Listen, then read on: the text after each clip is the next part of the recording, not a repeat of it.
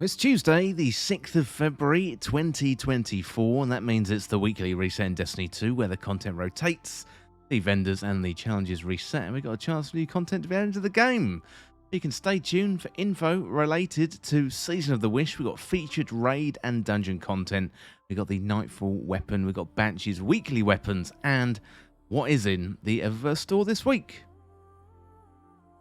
Well, it is week 11 of Season of the Wish, so it's a good time to catch up on story content if you missed it, titles, triumphs, and also the Wishkeeper catalyst as well. But also, last week, Riven's wishes were added into the game, so go and speak to Marasoft to pick up a quest.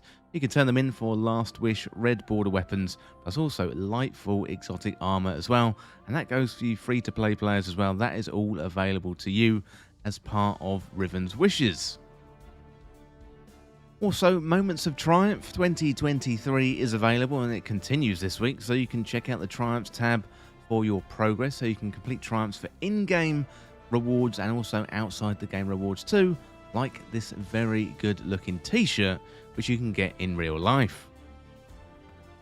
Well, next up, let's have a look at the exotic mission rotator for the week. It is the Presage mission this week. That means you can get a craftable Dead Man's Tale exotic scout rifle. We've got haunted and opulent weapons, so some good weapons in there. Ostringer, Drang, Beloved, loads of really good weapons, and it's really good for red border farming as well. So definitely jump into Presage this week if you're looking for haunted or opulent weapons, and of course that crafted Dead Man's Tale. Well, the featured raid for the week is the Vault of Glass. As you can see here, all of the challenges are available. So Vault of Glass has some excellent legendary weapons available, plus Atheon is farmable. There's the final boss, of course. So if you haven't got the Vex Mythoclast yet, it is excellent this season with the solar buff. Definitely jump into the Vault of Glass and get that weapon. Well, the featured dungeon for the week is the Shattered Throne. You can find that one on the Dreaming City. Bit of an outdated dungeon these days, but it was the first dungeon that was added into Destiny 2. Still very cool to run through, but the weapons and the armor, as I say, are a little bit outdated. Next up, we got the Nightfall information. So this week we got the Corrupted, and that is also the Grandmaster Nightfall as well.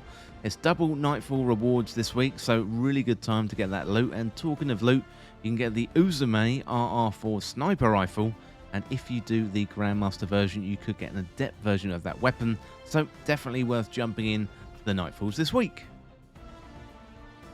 Next up, we got the Crucible content for the week. So Relic is back, Trials of Osiris is back this weekend, and we also have Mayhem. That is really good, and there's probably a Triumph or Seasonal Challenge you have to do for that one, and Elimination is back as well. You want to practice, but the upcoming Trials of Osiris this weekend. It's Tuesday, it's a reset day, so let's head on over to Banshee 44 and see what weapons he has for us this week. First of all, let's have a look at the focused decoding. So we have the Hake weapons and the Viced weapons, so some good weapons here. We've got the Taipan 4 FR, that one is a good linear fusion rifle. We've got the Funnel Web, that is an excellent submachine gun. And Crate as well. If you can get that one to roll with Headstone, that is always very good. We've got the Palmyra B, that is a good rocket launcher. Have a look through the rest of these weapons here. The Lodbrook C, that's not a bad auto rifle.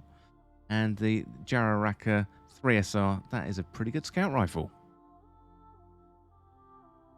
Next up, let's have a look at the featured weapons. So first of all, we have the Whispering Slab. One is from Season of Arrivals. We've got the Agile Bowstring, Fiberglass Arrow Shaft, Killing Wind, Unrelenting. I think I'm going to pass on that one. Next up, we've got the Cartesian Coordinate. It's one of my favourite fusion rifles. It's a little bit old now. Doesn't have an origin trait, but we've got Hitmark IS, Ionized Battery, Feeding Frenzy, and Vorpal Weapon. That is a pretty good roll. That is going to really help you out in PvE content. Next up, we've got the Annual Skate. It's a 140 hand cannon, of course. We've got the Fast Draw HCS, Steady Round, Surplus, Opening Shot. That might be good for PvP. If you play PvP, let me know down in the comments what you think about that one. 140 hand cannons, pretty good in the Crucible at the moment. Next up, let's have a look at the next one, the Ogmar PR6. Omolon weapon, of course, corkscrew rifling, alloy magazine, perpetual motion, one for all, and has Omolon fluid dynamics. I think I'll pass on that one today. And, well, if you don't get a good random roll Palmyra B from the previous weapon set, here we've got confined launch, black powder, surplus, lasting impression, and Hake breach armaments. Lasting impression, that one is where the rocket attaches on impact and detonates after a delay. You get that increased blast radius and damage. Not really my cup of tea, that one. I prefer cluster bomb or something else. But let me know in the comments if you're a fan of lasting impression. Be good to hear what you think. Next up today, let's head on over to the Eververse store and see what Tess has for Bright Dust today. Well, of course, it's the Lunar New Year celebration. So we do have some items here. Got the Year of the Dragon bundle there. You've got the Auspicious Shell. Got the Lunar Omen. Got the Firecracker. They are, of course, paid for items.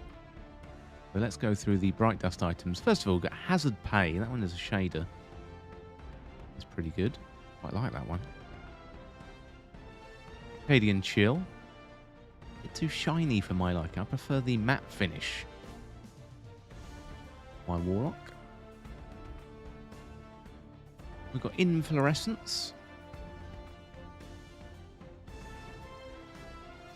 Not too bad, not too bad. We've got Ornament for the Fourth Horseman. One's called the Pale Rider. Guessing that is a reference to the Pale Heart. Next up, Festive Sparks. So that is for the Lunar New Year, of course. A happy Lunar New Year if you celebrate. Go to the rest of the Bright Dust items. We've got the Lunar Tiger Projection. We also have an ornament here for the Osmiomancy gloves. Pretty good. Look at that. Does look good. I do like that, and I do use those quite a lot. So I think that one is a pickup from me. I do have a surplus of Bright Dust at the moment. But next up, we've got Out of Dodge. Almost looking like a crazy taxi there. Next up, Cosmos Light Beam. An exotic ship.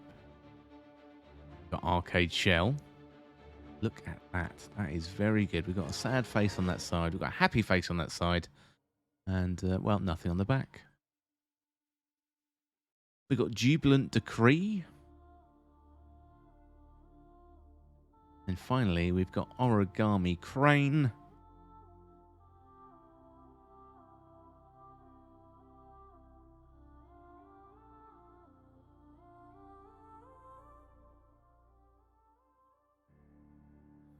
Next up, Stasis Entrance. To go well with my Osmiomancy gloves. We've got Cabal Shield Breaker. We've got Taken Arrival.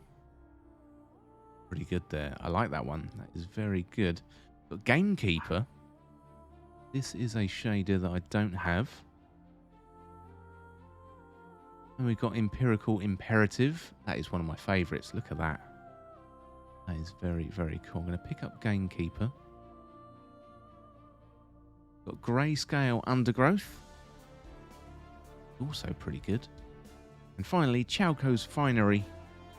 Also pretty good. So a good array of shaders on offer this week. But that is your Bright Dust items for the week in the Eververse store. Well, that is about it for your weekly reset information on the 6th of February 2024. Happy Lunar New Year if you do celebrate. There's loads of stuff to get into in Destiny 2 this week. Whatever you get up to in Destiny 2 this week, I hope you have a good time.